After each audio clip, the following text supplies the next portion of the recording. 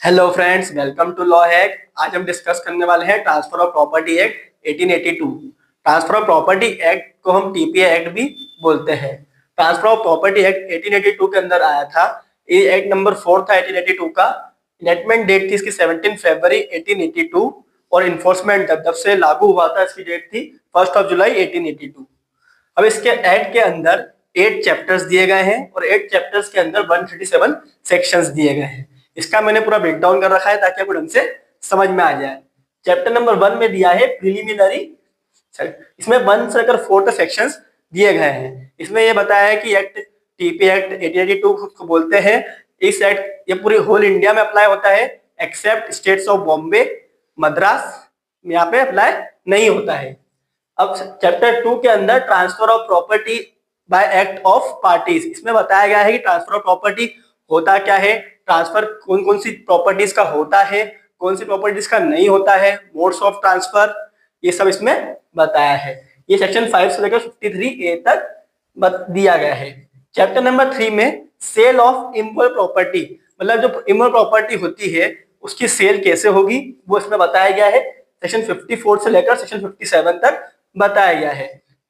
Chapter number 4 में mortgage of immovable property and charge, section 58 से लेकर 104 तक इसमें बताया गया है। इसमें बताया गया है कि मॉर्गेज जो कि हम गिरवे कैसे रख सकते हैं, टाइप्स ऑफ मॉर्गेज बताया गया है और चार्ज क्या होता है ये बताया गया है।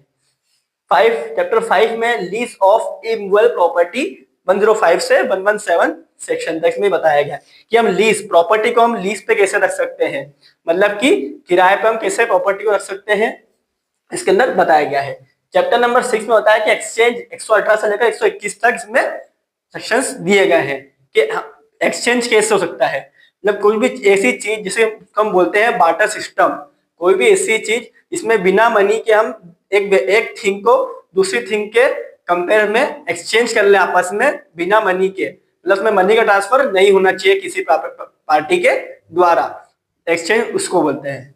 सेक्शन चैप्टर 7 में गिफ्ट बताया गया है। इसमें 122 से लेकर 129 सेक्शन तक दिया गया है। गिफ्ट मतलब कि हम अपनी स्वयं की खुद की इच्छा से वॉलेंटरली कुछ भी चीज हम किसी दूसरे पर्सन को हम as a gift, as a donate, हम उसको एज अ गिफ्ट हम उसको दे देते हैं। या डोनेशन यहाँ बिल्कुल अलग चीज होती है। गिफ्ट मतलब हम बिना मनी के, मतलब हम बिना मनी के चाह के उसे अपनी मर्जी से गिफ्ट तक दे, कुछ प्रॉपर्टी कुछ या कुछ भी इमूवेबल प्रॉपर्टी या मूवेबल प्रॉपर्टी, दोनों में से कुछ भी चीज हम गिफ्ट कर सकते हैं, बट यह स्वयं की इच्छा से होना चाहिए और बिना मनी के कंसिडरेशन के होना चाहिए। और लास्ट चैप्टर हमारा चैप्टर 8 है। इसमें होता है ट्रांसफर ऑफ एक्शनेबल क्लेम। ये 130 से लेकर 137 सेक्शंस तक दिया है। अब इसके बाद हम डिस्कस करने वाले हैं ट्रांसफर ऑफ प्रॉपर्टी होता क्या है। ये एग्जाम में बहुत बार पूछा भी जाता है। Thank you.